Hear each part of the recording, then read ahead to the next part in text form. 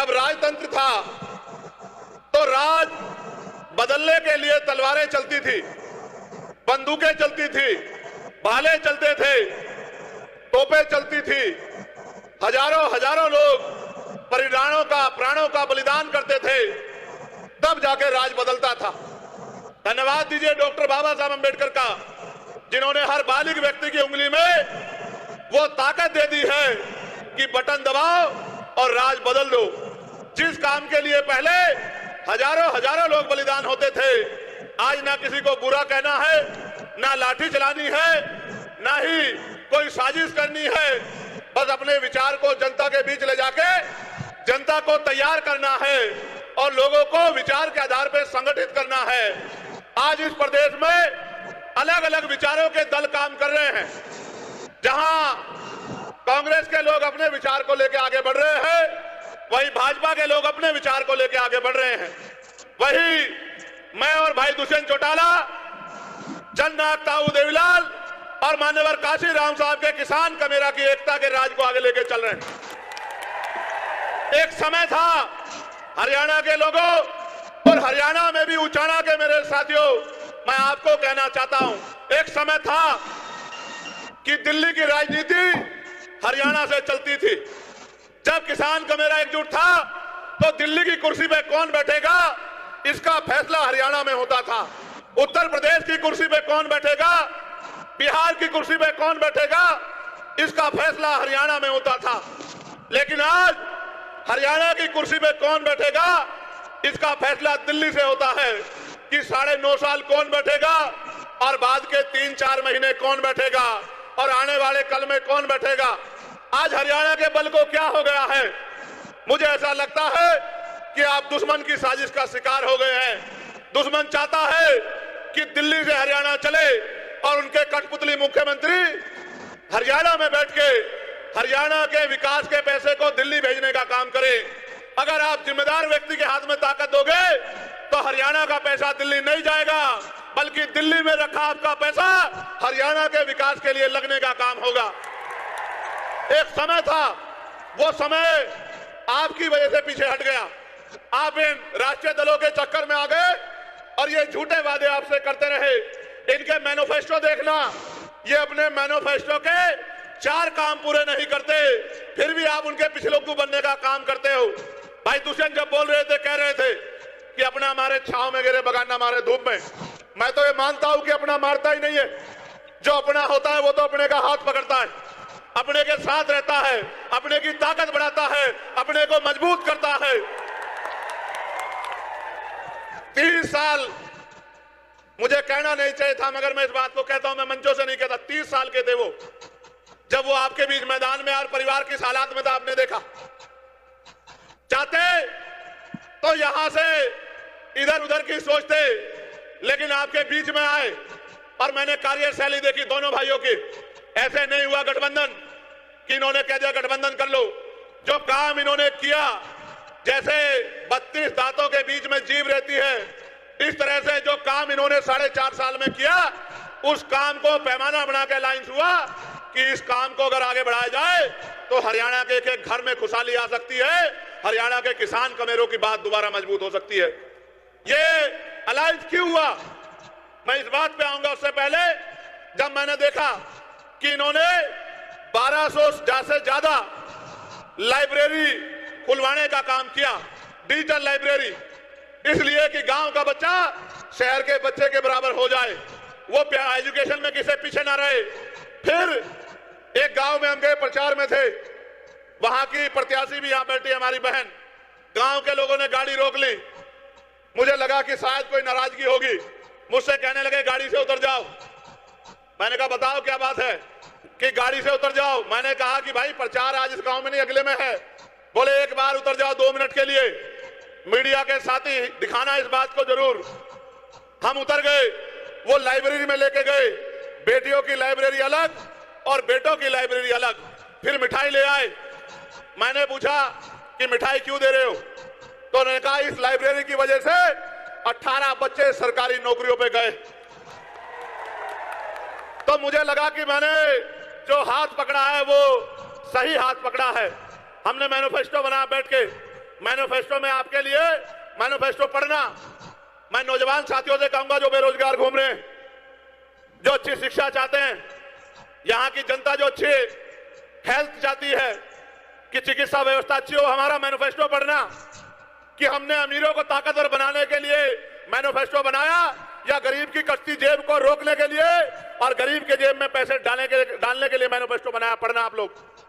तो मैंने तो बात की इनसे और बात की तो एहसास हुआ कि उनके मन में हरियाणा को लेकर एक सपना है, जिनके भरोसे चुनाव लड़ा, जिनके लिए दिन रात मेहनत की, जिनके लिए वोट मांगे, वो तो उसी दिन हाथ छोड़ के चले गए थे जिस दिन राज में आने के लिए सरकारें बनने का फैसला हो रहा था।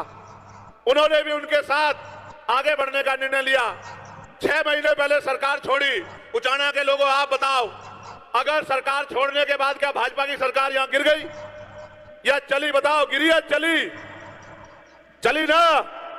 तो इसका मतलब अगर ये परिवार, और मैं धन्यवाद दूंगा अमरजीत ढांडा जी का कि वो एक वफादार सिपाही की तरह इनके साथ खड़े रहे, अपनी पार्टी का झंडा डंडा पकड़ के रखा। मैं तो जानता हूं, मेरे साथी यहां खड़े हैं, एक एक दिन मैंने जिस दिन उनसे कहा कि मुझे उचाना चाहिए, उस दिन से लेकर आज तक उन्होंने पीछे पलट के नहीं देखा और दिन रात एक कर दिया। तो ऐसे हालात में निर्णय लेके आपकी सेवा के लिए आगे बढ़े। अभी आपने देखा 2 दिन पहले किस तरह का माहौल बनाया गया, गाड़ियां तोड़ने का प्रयास, डराने का प्रयास। आपको लगता है कि हम डरने वाले लोग हैं?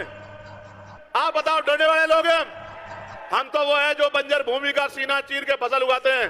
हम किसान कमेरे लोग हैं, जहां जानवर भी नहीं रहता, अपने पसीने से, खून से वहां महल बनाते हैं संघर्ष करके। हम तो संघर्षशील लोग हैं। इनके डराने से मैं डर जाऊंगा? इनको एहसास नहीं कि मैं जिनमें पैदा हुआ हूं, अगर मुझे कील भी लगेगी तो वो इसका सारा जवाब वोट की चोट से देंगे। ये गलतफहमी में है। ऐसे गुंडे और ऐसी गुंडागर्दी मैंने बहुत बार देखी है। ये नहीं जानते कि मैंने तो आत्मसम्मान की लड़ाई लड़ते हुए, अपने लोगों की स्वाभिमान की लड़ाई लड़ते हुए 16-16 महीने जेल काटी है, कभी उफ तक नहीं कहा। दिल्ली में जब गुरु घर टूट गया तो 66 दिन तक जेल काटी, एनआरसी में 29 दिन तक जेल काटी। और जब मैं जेल में था और सदगुरु रविदास जी महाराज का अपमान हुआ, मैं धन्यवाद दूंगा कि 5 एकड़ जमीन में सदगुरु जी का गुरुघर बनाने की घोषणा मेरे भाई दुष्यंत चौटाला ने की। एक तरफ ये निकम्मी सरकारें, भाजपा की सरकार जो तोड़ने में हिस्सेदार थी, और दूसरे लोग जो ये कह रहे थे कि ये बन नहीं सकता है। तो आपकी ताकत थी कि सुप्रीम कोर्ट से भी और केंद्र की सरकार के जबड़े में हाथ डाल के उन्हें अपना गुरुघर छीनने का काम किया।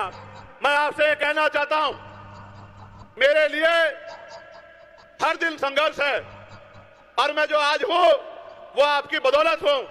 जब ये पूरी राष्ट्रीय पार्टियां मुझे हराने के लिए नगीना में एडी चोटी का जोड़ लगा रही थी, जो आपकी हितैषी होने का यहां दावा कर रहे हैं, वो आपकी इस मजबूत आवाज को खत्म करने के लिए एडी चोटू का जोड़ लगा रहे थे। चाहे एनडीए अलायंस के लोग हो या इंडिया अलायंस के लोग हो या अन्य पार्टियां हो, जैसे आपने उनकी वहां जमानतें जब्त करके हमारा लोहा मनवाने का काम किया था, उचाना में भी उनकी जमानतें जब्त करके भाई दुष्यंत जी को असेंबली भेजने का काम करना। जहां दिल्ली में खड़े होके मैं आपके अधिकारों की रक्षा के लिए, किसानों के लिए, पहलवानों के लिए, तमाम तरह से अंतिम व्यक्ति के लिए दिल्ली में आवाज उठाने का काम करूंगा। आपकी ताकत बनके, आपकी लाठी बनके इन सामंतवादी सोच के लोगों को जो गुंडागर्दी कर रहे हैं, इनको जवाब देने के लिए मेरा भाई दुष्यंत जो है असेंबली में दहाड़ने का काम करेगा, आपकी ताकत बनने का काम करेगा। आप मुझे और दुष्यंत को अलग अलग मत मानना। आप जानते हैं हम स्वाभिमानी लोग हैं, अगर जवान देते हैं तो जान देते, हाथ पकड़ते तो छोड़ते नहीं है। आपके ऊपर छोड़ रहा हूं, अगले 3 दिन मेहनत करना, गांव गांव जाना, घर घर जाना, लोगों से वोट की अपील करना, क्योंकि बाबा साहब अम्बेडकर ने कहा था political power is the master की। राजनीतिक सत्ता वो चाबी है जो आपकी सारी समस्याओं का हल कर देगी। अगर अगले 3 दिन आपने मेरी बात पे पहरा दे दिया और घर घर जाके अलग जगह दी और वोट की अपील कर ली, तो किसी की हिम्मत नहीं है कि आपका प्रत्याशी यहां किसी से पीछे रह जाए। अगले 3 दिन जिस तरह से आपने मेरी हर बात पे पहरा दिया है, अगले 3 दिन जुट जाओ, मेहनत करो, घर घर जाओ, बूथ मजबूत करो और 5 तारीख को ज्यादा से ज्यादा पोलिंग करा के एक एक व्यक्ति को बूथ तक लाके और अपनी वोट की चोट से एक क्रांति 5 तारीख को पैदा कर देना, जिसके लिए आपका धन्यवाद करने के लिए 8 तारीख के बाद मैं फिर से आपके बीच में लौटने का काम करूंगा। और मैं चैलेंज के तौर पे, टास्क के तौर पे आपसे कह रहा हूं, जिसका गांव, जिसका बूथ सबसे मजबूत होगा, सबसे पहले धन्यवाद कार्यक्रम उसी के गांव में होगा। ये जिम्मेदारी मैं आपको दे रहा हूं। मैं आखिरी बात आपसे कह रहा हूं, मान्यवर साहब श्री काशीराम कहते थे कि तमन्ना अगर सच्ची हो तो रास्ते हजार होते हैं, तमन्ना अगर झूठी हो तो बहाने हजार होते हैं। हमने सच्ची तमन्ना से एक चिराग जलाया, एक पेड़ लगाया है, उसको सींच लो। 5 तारीख तक एक ऐसा वृक्ष बनेगा, अगले 30-40 साल तक किसी दूसरे की जरूरत नहीं पड़ेगी। आपको फल भी देगा, छांव भी देगा, आपकी सुरक्षा भी करेगा। और एक बात जिम्मेदारी के तौर पे मैं भाई दुष्यंत से कह रहा हूं, ये लोग आज हरियाणा में अगर किसी की तरफ भविष्य के तौर पे देख रहे हैं तो आपकी तरफ देख रहे हैं। ये जिसका हाथ पकड़ते हैं, ये उसका हाथ नहीं छोड़ते।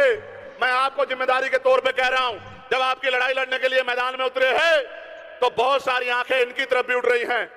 आप इनको खड़े होके दोनों हाथ उठा के विश्वास दिलाओ कि जहां इनका पसीना पड़ेगा आप इनके लिए खड़े होने का काम करोगे। फिर मैं आपसे कहता हूं, आप एक कदम चलोगे, ये स्वाभिमानी लोग 100 कदम चलोगे। चलोगे नहीं चलोगे बताओ? मैं उचाना को पूछ रहा हूं, इस पगड़ी की लाज रखोगे नहीं रखोगे? अपने लोकप्रिय नेता को जिता दोगे नहीं जिता दोगे? गांव गांव में अपने बूथ को मजबूत कर दोगे नहीं कर दोगे? और भाई दुष्यंत के सर पे दोबारा से पगड़ी सजा दोगे नहीं सजा दोगे? तो यही मैं आपके गांव गांव तक पहुंचाऊं, यही सम्मान होगा अगर आपने 5 तारीख को अपने अपने बूथ को मजबूत कर दिया। तो मैं लिख के देता हूं कि आपकी शक्ति का लोहा, आपकी शक्ति का लोहा मजबूत हो जाएगा। अभी मेरे बाद आज के इस सभा में आशीर्वाद के रूप में श्री अजय सिंह जी बोलेंगे, तब तक मैं यहां उपस्थित हूं, आप उनको सुन के जाना। लेकिन मेरे द्वारा एक बार जोरदार नारा लगा दो, जय भीम, जय भीम, जय भारत, जय भारत, जय संविधान, जय संविधान, जय जवान, जय जवान, जय किसान और महिला शक्ति जिंदाबाद। आप सबके लिए मंगल कामनाएं। बहुत बहुत धन्यवाद, आप सभी का आभार।